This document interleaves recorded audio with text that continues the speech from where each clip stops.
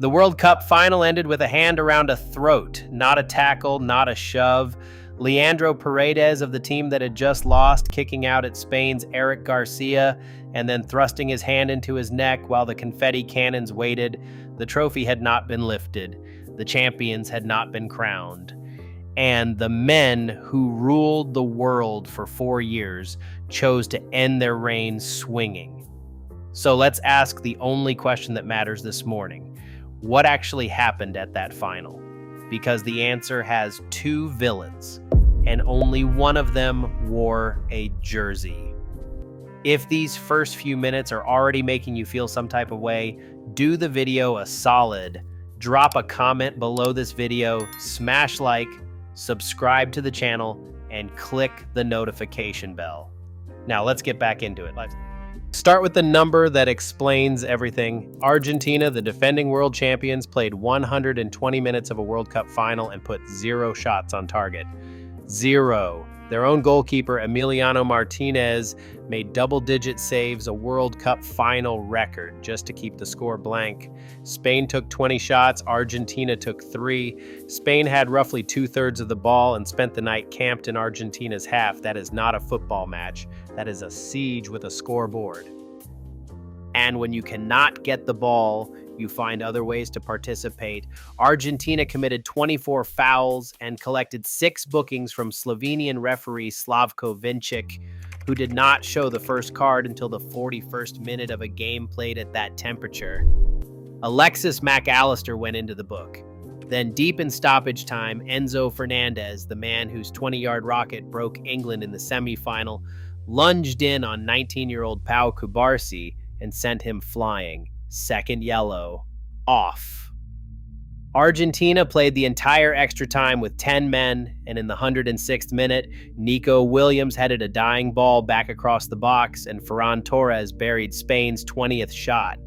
Spain even had an earlier Williams goal wiped out by a review for a foul in the buildup, the one call all night that went Argentina's way.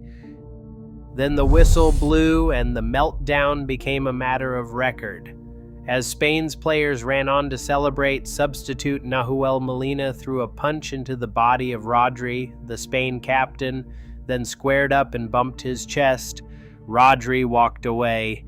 Eric García stepped in, and that is when Paredes kicked at him, grabbed his throat, then threw Gavi to the floor by his substitute bib and pushed into his face while Scaloni dragged Garcia out of the pile. When it was sorted, Paredes had a straight red card for a brawl after the final whistle of a World Cup final. 2 Argentine reds in one final. And here is the history that should stop you cold. 7 players have ever been sent off in a World Cup final, and 4 of them are Argentine, 2 in 1990, 2 last night. On the BBC, Alan Shearer said Paredes threw 2 or 3 haymakers and called the reaction terrible.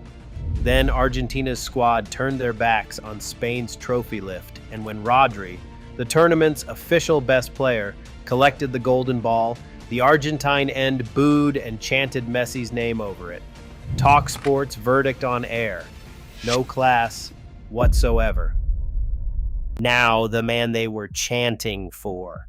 Whatever his teammates became last night, Lionel Messi was not part of it. Spain's coach admitted the whole plan was to starve him, calling his players' possession game the way they kept Messi away, and it worked. And when it ended at 39 in what looks like the last World Cup match of his life, Messi did not swing at anyone. He cried and then he shook hands.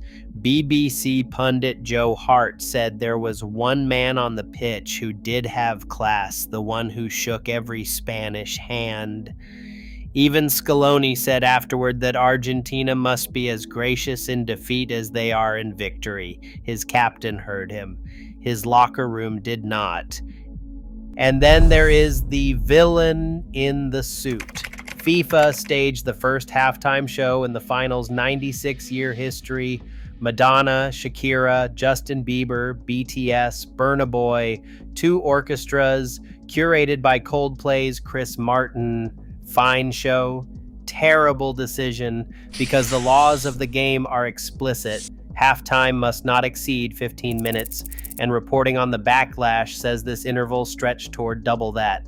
Here is the receipt that buries FIFA. In 2021, the sports lawmakers rejected South America's request for a 25-minute halftime on player welfare grounds, and FIFA supported that rejection.